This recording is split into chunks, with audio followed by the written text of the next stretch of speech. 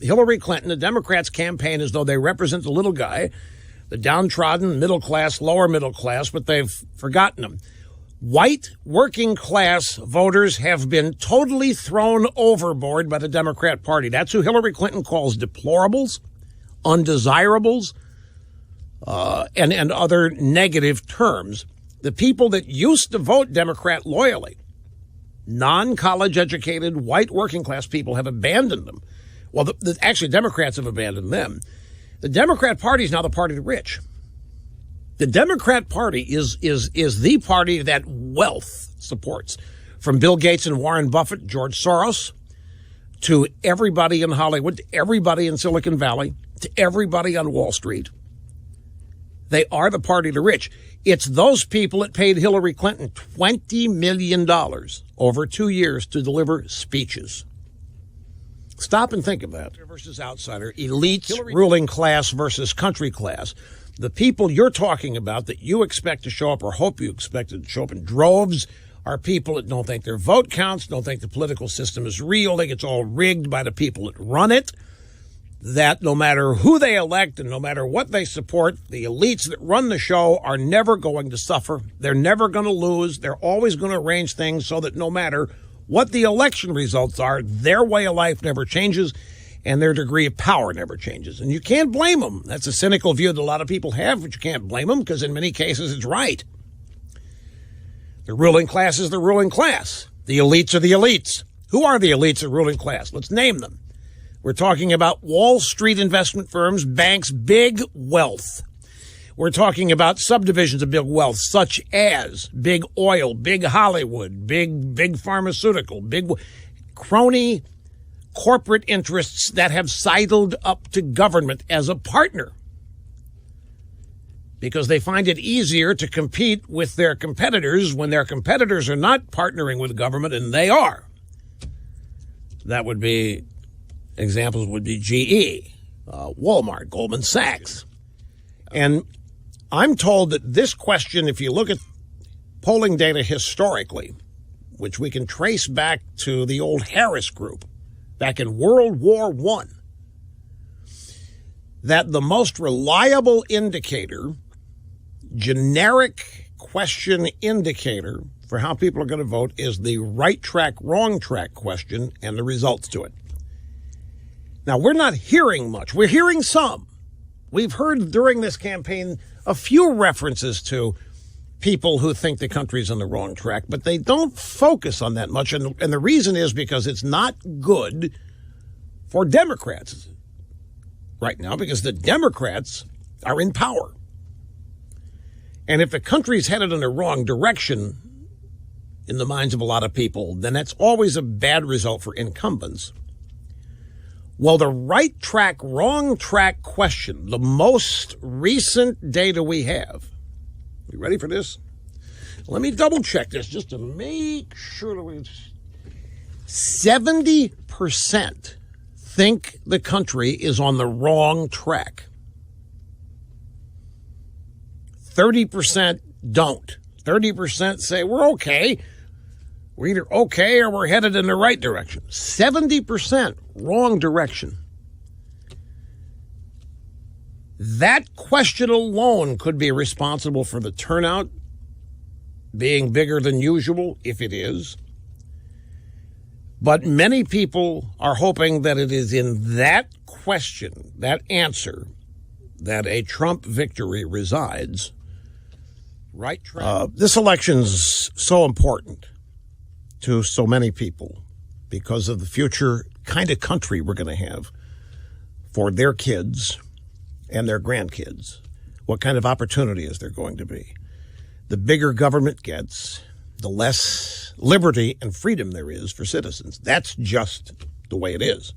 I mean, government can't get big without taking bites of the economy. Government can't get big without chipping away at liberty and freedom. And government is getting bigger. I mean, with Obamacare, the government just chewed up 1/6 of the economy. 1/6 of the private sector economy was just taken over by the federal government. And there's no end in sight to this. if Hillary Clinton wins. The guy want to know what I'm doing to prepare for various outcomes. What am I doing to prepare for Hillary win? Meaning on the program. What am I doing to prepare for a Trump win? What am I doing to prepare for this or that?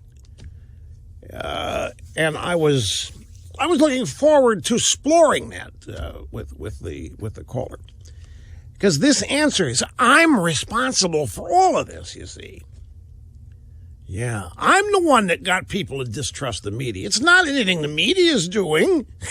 No, not the fact that Donna Brazil's sharing questions and CNN reporters are calling the DNC to ask them if this story is okay, giving them approval, right? Not because the CNN reporters are calling a DNC and asking them for help in researching hit pieces on Trump or what. No.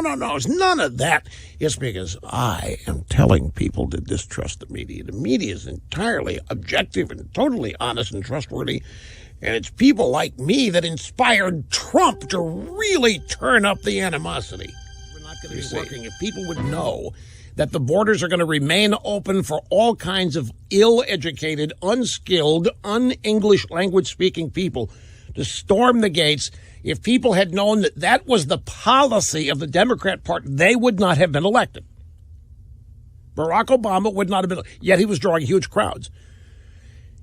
He was drawing huge crowds because he represented or was an exciting celebrity / personality. Trump, on the other hand, people saying the same thing about Trump. I think Trump's crowds are about things besides Donald Trump. I don't think, for example, if Trump loses, that the people who supported him are going to go away. I don't think the issues driving those people are going to go away. I don't think the Republican Party is just going to be able to pick up where it left off before Trump got the nomination and resume its practices as though nothing has happened here. Those people who came out or who are going to come out and vote for Trump and attend his rallies are there because of substantive issues that his candidacy represents. That's not like it was in 2008 with people supporting Obama. He was not Bush. He was whatever you wanted him to be. It's going to be fascinating to watch the Republican Party deal with this, because the Republican Party, folks, is going to have major problems whether Trump wins or loses. Would you like to hear what those are going to be?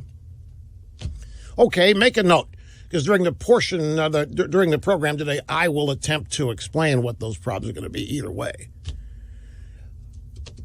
So let's, as I said, get started with some polling data here. And one of the most glaring pieces of polling information that hit me today is this. I found it in the Washington Examiner by Paul Bedard, the Pulse Opinion Research Survey. Most Hispanics in America back deportation and want immigration cut in half. They want illegal immigration stopped. Hispanics, 51% of Hispanics. Now stop and think, if this poll happens to be accurate, and we must offer that caveat about every poll, because nobody knows. What if this poll is accurate? The drive-bys, the mainstream media, are just happily telling us, as much as we can stand to hear it, that the late-breaking, early voting Hispanic population is showing up in droves. And they are telling us that that means it's a huge win for Hillary Clinton in that demographic. Now, we don't know, other than party affiliation, how early voters are voting. That's the only thing we've got to go on. We don't open the ballots. We don't count them yet. So we don't know who early voters vote for other than to look at their party affiliation. The assumption is that Hispanics, by a vast percentage, vote Democrat. And early voting, we are also told, represents enthusiastic Democrats. They just can't wait to get out there and vote for Hillary. So you put those two things together, and we're being told that the early voting, late-breaking, vast numbers of Hispanic early voters means that it is a Hillary Clinton slammed up. What? And I've, ever since this began, my question has been, well, who is to say that they're all for Hillary? Where did this get started? I know where it got started. Democrat Party and media, one of these bits of conventional wisdom. But it's not true that 100% of any group is for one candidate, one agenda, one party. So how many? What if this poll is true? What if half the Hispanics voting in early voting are voting for Donald Trump? Well, that screws up every projection that the pollsters and the Democrats are making. Voters heading to the polls today are twice as likely to say they want a president who is a strong leader than they said in 2012. This according to Morning Consult / Politico exit polling data. Twice as likely this election as 2012 to say they want a president who is a strong leader. More than one-third, 36% of 2016 voters said being a strong leader the most important quality when picking a president. Well, who is that? If you think of Hillary and Trump, and you hear that people say they want a strong leader, who does that mean that they are voting for? Who would you say that? There is an election eve poll, came out yesterday from the Pulse Opinion Research Survey. And it was published at the Washington Examiner by Paul Bedard, and it finds 51% of Hispanics believe there has been too little done to enforce immigration law. What's more, by a margin of 49 to 36%, Hispanics support a policy causing illegal immigrants to return home by enforcing the law. Folks, this goes against the grain of everything that we have been led to believe about the Hispanic vote. We've been led to believe, conditioned to accept, the Hispanic vote is voluminously, omnivorously, overwhelmingly for the Democrat Party, like 70-30, for the Democrat Party, that the Hispanic vote is for amnesty, that they want open borders, and they want anybody with a Latino or Hispanic last name to be permitted into the country.